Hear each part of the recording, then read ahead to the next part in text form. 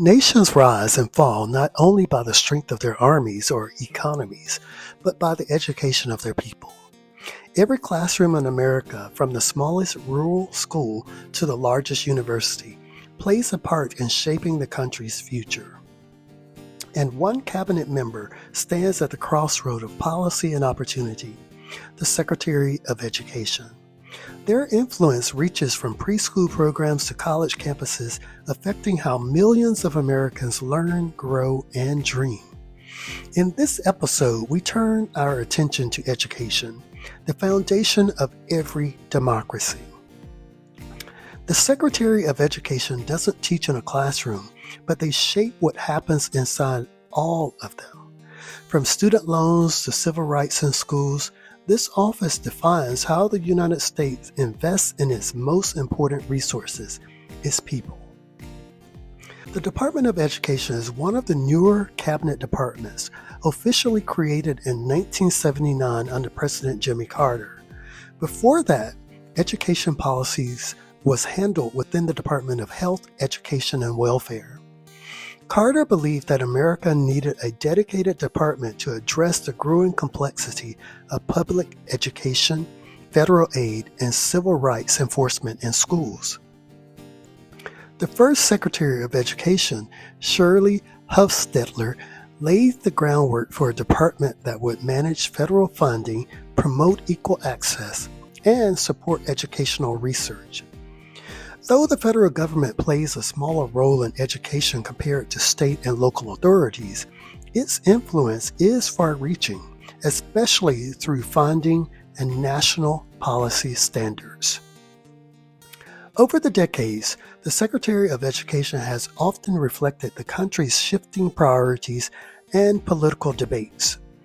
In the 1980s, Secretary Terrell Bell released the landmark report, A Nation at Risk, which warned of declining educational standards and called for reform. In the 2000s, Rod Page and Margaret Spellings oversaw implementation of the No Child Left Behind Act, emphasizing standardized testing and accountability. Later Secretaries Arne Duncan and John King Jr. focused on equity, early childhood education, and college affordability. Today, the Secretary of Education leads an agency that manages more than $100 billion in annual funding distributed to schools, colleges, and students across the country. The Secretary's key responsibilities include administering federal financial aid, including Pell Grants and student loans, enforcing civil rights laws in education, collecting national data on schools and academic performance, supporting programs for students with disabilities, low-income families, and English language learners, guiding national educational policy through collaboration with states and districts. The Secretary's influence touches nearly every aspect of American life because education affects everything from the economy to democracy itself. In 2025, the Department of Education faces enormous challenges: student debt exceeding $1.6 trillion, learning gaps widening by the pandemic, and growing debates over curriculum, history, and parental involvement.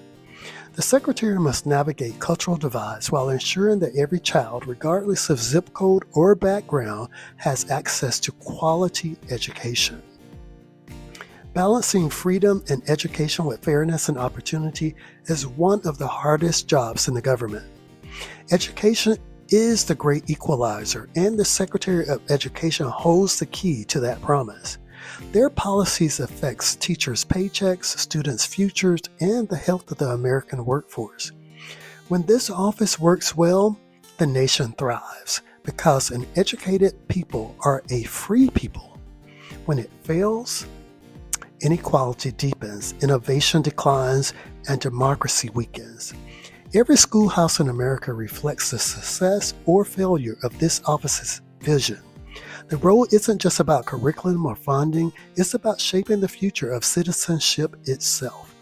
The Secretary of Education stands as a reminder that every generation inherits a sacred duty to learn from the past and prepare the next to do better. This is Vex Knows, and this is the Power Behind the President series. Join me next time as we explore the Secretary of Homeland Security, the guardian of America's borders, infrastructure, and digital front lines.